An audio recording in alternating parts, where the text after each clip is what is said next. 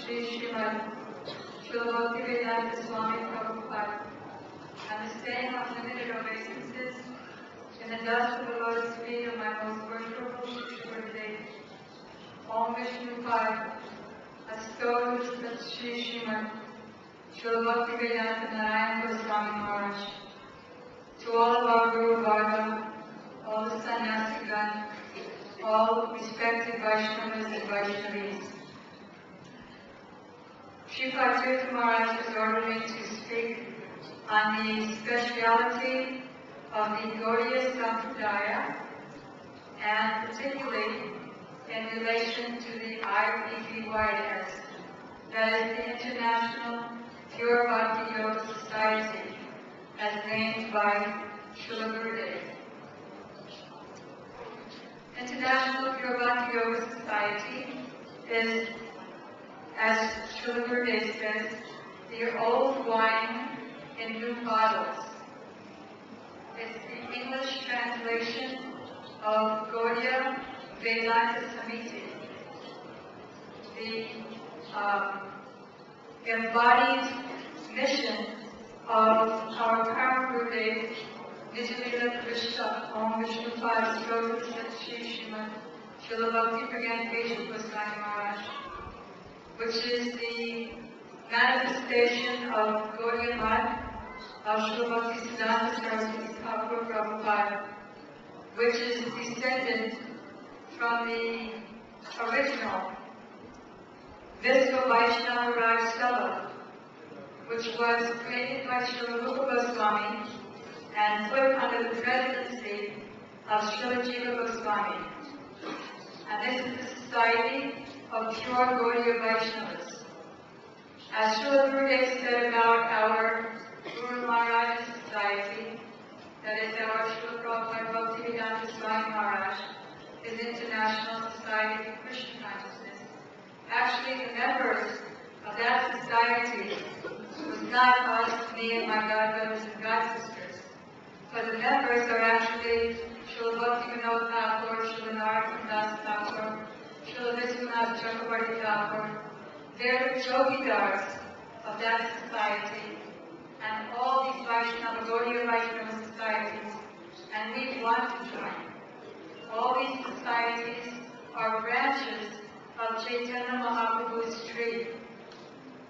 So, according to the history of the devotee, we can understand the greatness and the power of that devotee.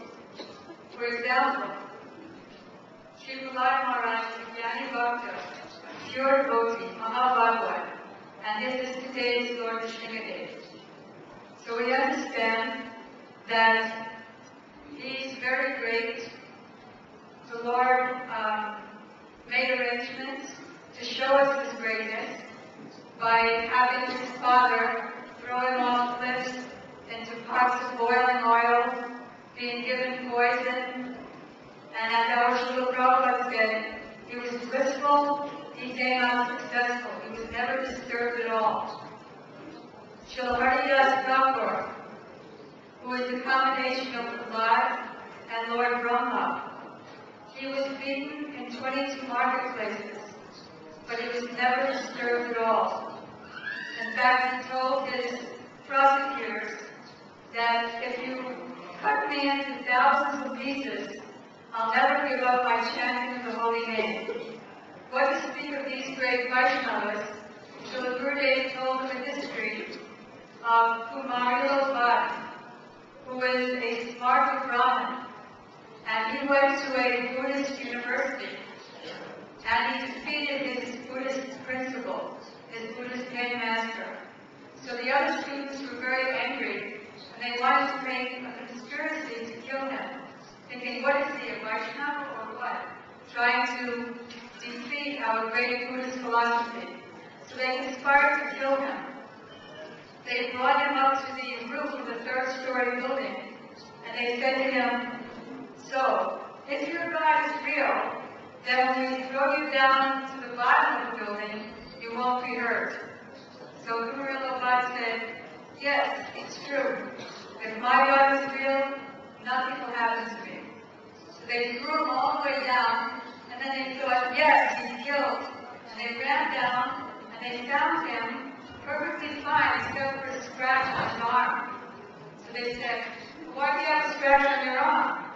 So he said, because I said, if my God is real. If I hadn't said if, I wouldn't have had any scratches. And he's not even a Vaishnava, this is Martin Brahma. Then we come to pure Gaudiya Vaishnavas, like Madhavendra Puri. In his last days of this manifested world, he played the part of an invalid, so much so that he couldn't move at all. And his two different disciples saw him in two different ways.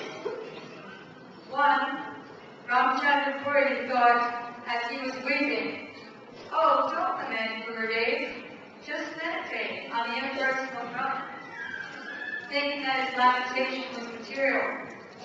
So he said, get away from here. If I see you at this last moment of my departure from this world, I don't know what will be my destination. Whereas Sri Surapuri's wife understood this transcendence. So he never considered that his Gurudev was an invalid. He understood that his body was Chinmoy, Sachidananda, and yet he wasn't impersonal with him. He cleaned up his stool and urine, and he sang kirtan to him, and he told pastimes of Radha and Krishna to him to augment his mood. And the result was that Madhavendra Puri blessed him with such a great blessing. He said, may Krishna be pleased with you. Such a great blessing that he became the spiritual master of the Supreme Personality of Godhead. So just like Krishna was bound by the mortar, tied up to the mortar, but he liberated Nala, Bear, and Manigriva. So great Gaudiya Vaishnavas may appear to be bound or under certain conditions, whereas actually they're totally free, and rather they're unbinding all the conditioned souls. Srila Narottam Das Thakur, another great Gaudiya Vaishnava, was initiated. He was the son of a king, but having been initiated into Gaudiya Vaishnavism by his bona fide Gurudev, Lokanath Goswami, he was able to initiate Brahmanas. And so many people became envious. How dare he do that? Because they were caste Brahmanas. So they made an arrangement to have a meeting to defeat him. So his disciples took the form of shopkeepers and customers who were at the shop where all these caste Brahmanas were coming to buy their goods just before the meeting, on the day before the meeting. And these customers, so-called customers and shopkeepers, defeated these caste Brahmanas. So they were thinking, well, if I'm defeated, if we're defeated by all these shopkeepers and customers, then how can we possibly meet with Narottam Das Thakur? He'll surely defeat us. And of course, a Vaishnava can initiate a Brahmana. But at that time, Srila Narottam Das Thakur was doing the pastime of being paralyzed. He could not move at all. So, by his will, his disciples begged him to be free from that. So then he immediately became just like a young boy and started very actively going around so that these caste Brahmanas would become afraid of him. And later on, they got paralysis, they were bitten by snakes, and so many horrible things happened to them.